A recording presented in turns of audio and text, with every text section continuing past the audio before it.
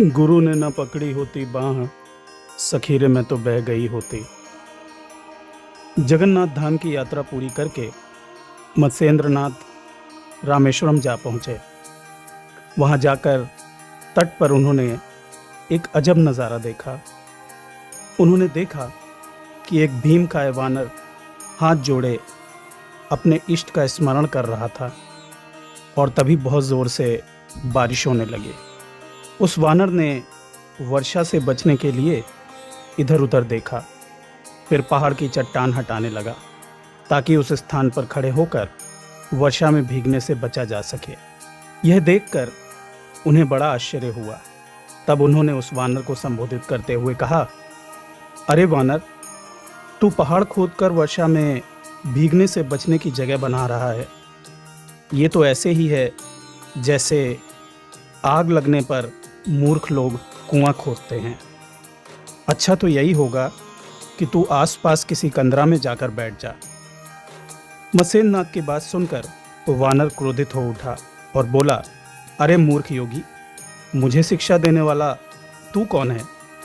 मैं एक यति हूँ और मेरा नाम मत्स्येंद्रनाथ है, मगर तुम कौन हो? मत्स्येंद्रनाथ ने सहज भाव से उत्तर देकर पूछा, अरे जा जा, तू जानता भी है कि यति किसे कहते हैं? वानर ने गुस्से से कहा, बड़ा आया यति। अरे मूर्ख, मेरी शक्ति और मेरे प्रताप को देखकर ही लोग मुझे यति कहते हैं। वानर ने कहा, अरे जा, यति तो इस संसार में एक ही हैं और वो हैं राम भक्त महाबली हनुमान। तुम दूसरे यति कहाँ से पैदा हो गए? खैर, मैं हनुमान जी का सेवक हूँ। मैं कुछ समय उनकी सेवा में रहा हूँ। मैंने उनसे ही योग विद्या सीखी है और कुछ शक्तियाँ प्राप्त की हैं। उन्हीं की एक झलक मैं तुम्हें दिखाता हूँ। उसके बाद तुम स्वयं को यति कहना भूल जाओगे। और हाँ, यदि तुम सचमुच यति हो तो मेरा सामना करना, अन्यथा अपना रास्ता पकड़ना। बड़ा आया यति। मत्स्येंद्रनाथ ने कहा, ठीक है, तुम अपनी योग शक्ति का अनुभव कराओ।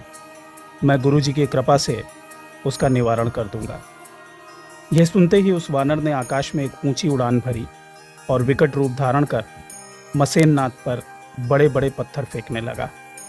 गरजते हुए बादलों के समान बड़े बड़े पत्थरों को अपनी ओर आता देखकर मत्स्येंद्रनाथ ने अपनी मंत्र शक्ति से उन्हें अधर में ही रोक दिया।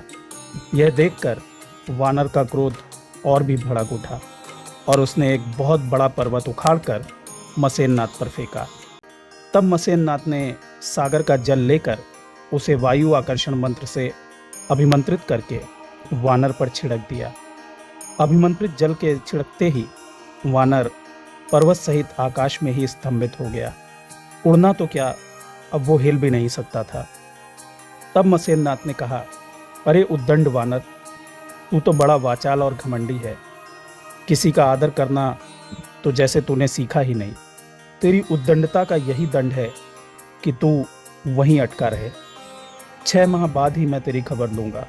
तू प्रभु हनुमान जी का सेवक है, इसलिए मैंने तुझे ये छोटा सा दंड दिया है, अन्यथा मैं तुझे भस्म ही कर देता। कहकर जैसे ही मत्स्येंद्रनाथ जाने के लिए पलटे, वायुदेव को अपने सामने खड़ा पाया। अरे वायुदेव आप? मत्स्येंद्रनाथ हड़बड़ाए। तब वायुदेव ने उन्हें बताया कि अपनी शक्ति से जिसे साधारण वानर समझकर आपने स्तंभित कर दिया है, वो कोई और नहीं बल्कि स्वयं पवन पुत्र हनुमान है। कृपया उन्हें मुक्त कर दें। मत्स्येंद्रनाथ ने वायुदेव के अनुरोध पर पुनः जल लेकर उसे अभिमंत्रित किया और आकाश में लटके हनुमान जी की ओर फेंका तो पर्वत अपने स्थान पर स्थित हो गया और हनुमान जी सकुशल पृथ्वी पर उतर आए। वायु देवता ने हनुमान जी से कहा, हे पुत्र, यह साक्षात कवि नारायण के अवतार हैं। हमारी शक्ति इनके सामने कुछ भी नहीं है। तुम्हारी शक्ति तो केवल श्री राम है, परंतु मत्स्येंद्रनाथ ने तो सारे देवी देवताओं को अपने वश में किया हुआ है। इनकी समस्त शक्तियाँ अत्यंत महान हैं। इस प्रकार आपस में वार्तालाप के समय मत्स्येंद्रनाथ को ज्ञात हुआ कि वह कोई साधारण वानर नहीं है, अपितु साक्षात पवन पुत्र हनुमान है। तो उन्होंने उन दोनों के चरणों में नतमस्तक होकर प्रणाम किया और आशीर्वाद देने की प्रार्थना की। मत्स्येंद्रनाथ की भाव भक्ति से प्रसन्न होकर वायुदेव ने उन्हें विश्वास दिलाया कि वो दोनों सदैव उनकी सहायता के लिए तत्पर रहेंगे। हनुमान जी और मत्स्येंद्रनाथ में सुलह कराने के बाद वायुदेव वहां से अंतर्ध्यान हो गए। तब मत्स्येंद्रनाथ ने हनुमान जी से कहा, भगवान, आप तो त्रिकालदर्शी हैं और नाग अश्वत्थ के वृक्ष के नीचे आपने मुझे आशीर्वाद भी दिया था। फिर सब कुछ जानते हुए भी आपने यह व्यर्थ का विवाद क्यों उत्पन्न किया? यह सुनकर हनुमान जी धीरे से हंसे, फिर बोले, हे मत्स्येंद्रनाथ, जब आप समुद्र तट पर स्थित सरोवर में स्नान कर रहे थे तभी मैं आपको पहचान गया था कि मछली के गर्भ से जन्म लेने वाले आप ही कवि नारायण के अवतार हैं।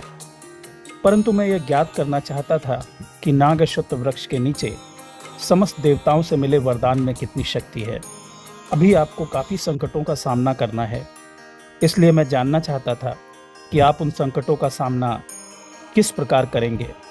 परंतु मुझे यह विश्वास हो गया है कि आप किसी भी संकट का सामना करने में पूर्णतः सक्षम हैं।